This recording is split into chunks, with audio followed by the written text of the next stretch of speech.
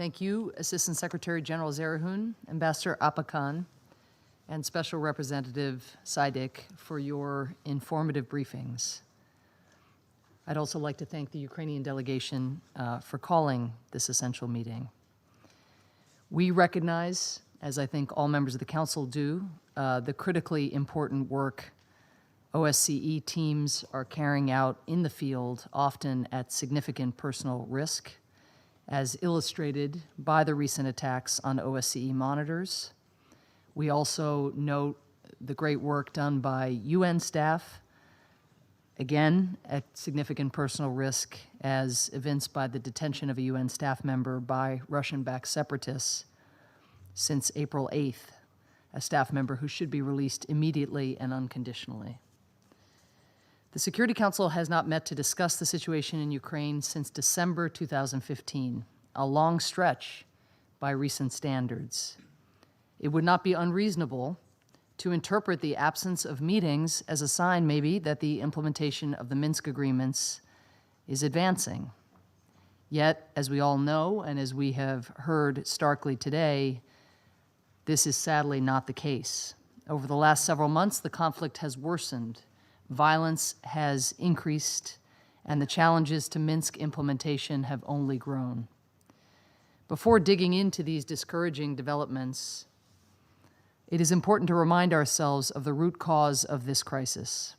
What is happening today is the result of Russia's violation of Ukraine's sovereignty and territorial integrity, which began with its occupation of Crimea more than 2 years ago and expanded with substantial military on the ground and weapons support for armed separatists in eastern Ukraine. Every negative consequence of the conflict that we see today, every one, is traceable back to that original sin. We must not lose sight of that incontrovertible fact, even as we focus on the issues and the human consequences in the present. Let me begin with the situation in eastern Ukraine, where violence along the line of contact has reached its highest levels since the September 1, 2015 ceasefire was declared. According to the most recent report by the OSCE Special Monitoring Mission to Ukraine, the SMM, from January 25th to April 10th, quote, the SMM recorded 11 consecutive weeks in which the number of recorded ceasefire violations was higher than in any other single week since early September 2015, end quote. On April 14th alone, and this one is shocking, even by Ukraine standards, the SMM recorded more than 4,000 ceasefire violations, some 500 of them on a single day, using heavy weapons that are prohibited under Minsk. Just yesterday, as others have noted, we were again reminded of the dreadful human toll of this violence when an explosion killed 4 civilians and wounded at least 8 more along the line of contact. This cycle of escalation must stop. As the fighting has increased, the unarmed international monitors whose job it is to document ceasefire violations and to try to de-escalate the violence have found themselves denied access, threatened, and in some instances even targeted themselves. The climate, as has been noted by our OSCE colleagues, is a climate of impunity. On April 7th, an SMM vehicle that was driving deep into Russian-backed separatist-controlled territory, some 60 kilometers from the line of contact, came under small arms fire. The same day, in separatist-controlled Luhansk, another SMM vehicle was blocked by Russian-backed separatist forces. When a monitor stepped out of the vehicle to negotiate their passage, a Russian-backed separatist cocked his rifle and pointed it directly at the monitor. These are not isolated incidents. According to OSCE reports, separatists have been responsible for more than 90% of incidents in which access has been restricted or denied during this month.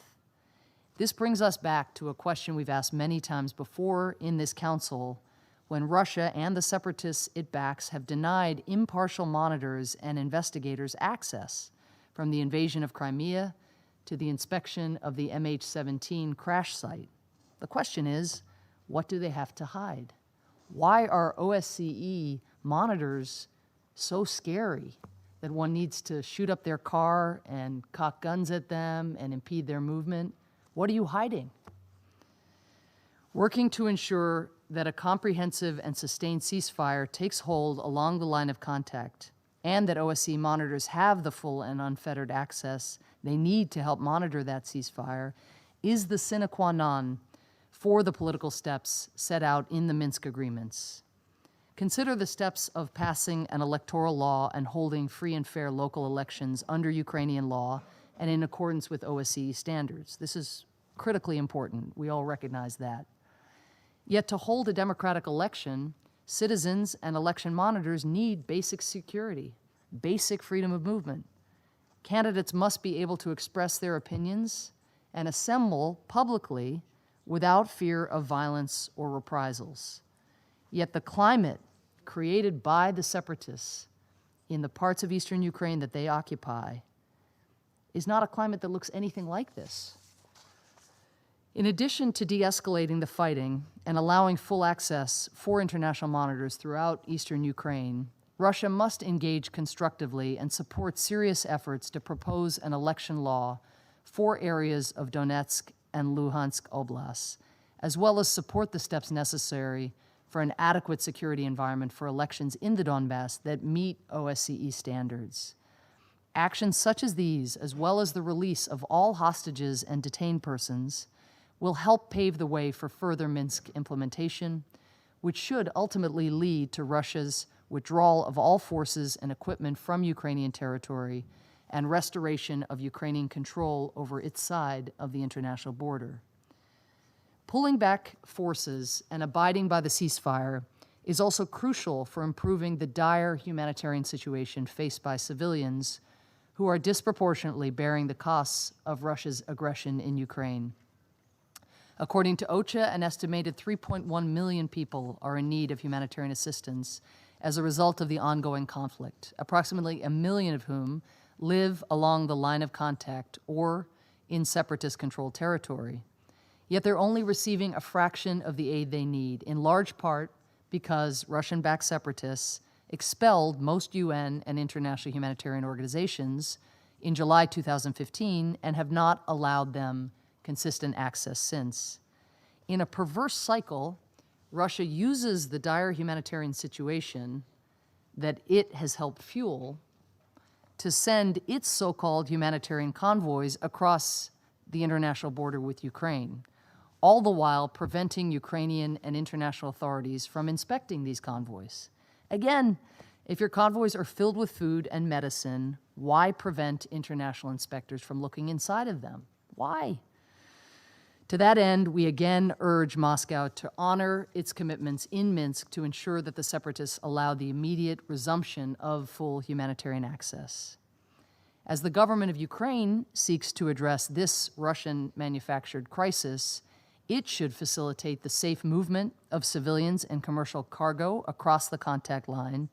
It should keep checkpoints into separatist-controlled territories open unless closing them is essential to ensure the security of civilians, and it should find ways consistent with security and administrative requirements to ensure that social, economic, and educational benefits are provided to internally displaced persons and other vulnerable populations, such as older persons and persons with disabilities. Let me turn to another part of Ukraine, Crimea. It has been more than 2 years since Russia held its sham referendum, a referendum, we must recall, where the question posed to voters, those who turned out, was join Russia or leave Ukraine? Some choice.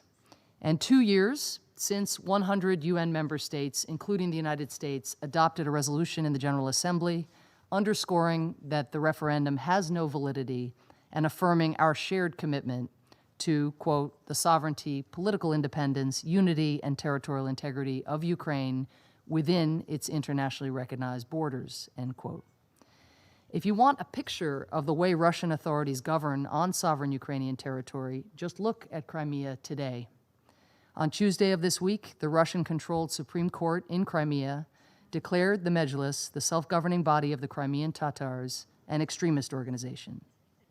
As a result, virtually all forms of Tatar political expression and organization have effectively been criminalized. No more speaking to the press, that's a crime. No more convening meetings, a crime. No more holding elections, a crime. Of course, the Mejlis will be allowed to keep its bank accounts, though now they may be used only to pay taxes and penalties to occupying authorities. On the day of the ruling, Crimea's so-called chief prosecutor declared, quote, "Today we build a world in which every Crimean will be safe and joyful," end quote, unless you are a Crimean Tatar or another resident who happens to oppose the occupation. Meanwhile, the crackdown on dissent in Crimea continues to deepen as the few remaining independent journalists and other critical voices are methodically targeted. On April 18th, a high-ranking Russian justice official argued publicly for passing legislation that would treat questioning the legitimacy of the sham Crimea referendum as a, quote, extremist activity, end quote, punishable by law.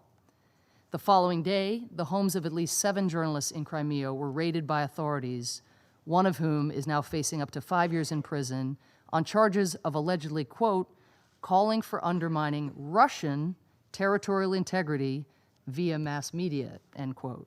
In other words, for reporting that Crimea is part of Ukraine, as all UN maps show it is, you're locked up. How is that possible? In Crimea and in eastern Ukraine, as in so much of Russia, telling the truth is now an extremist activity. Go figure. Let me conclude. I began my remarks today by encouraging us all not to lose sight of the root cause of this crisis, Russia's occupation of Crimea and Russia's ongoing arming, training, and fighting alongside separatists in eastern Ukraine. Just as the root cause of this crisis has not changed, nor has the solution. As has always been the case, the crisis manufactured by Russia can and must be ended by Russia by stopping its arming, training, and fighting along separatists in eastern Ukraine, and by ending its illegal occupation of Crimea. The Minsk agreements offer the only pathway, one agreed upon by all sides, to de-escalate this conflict, to restore peace to Ukraine, and to reaffirm the principles of sovereignty and territorial integrity that undergird all of our collective security.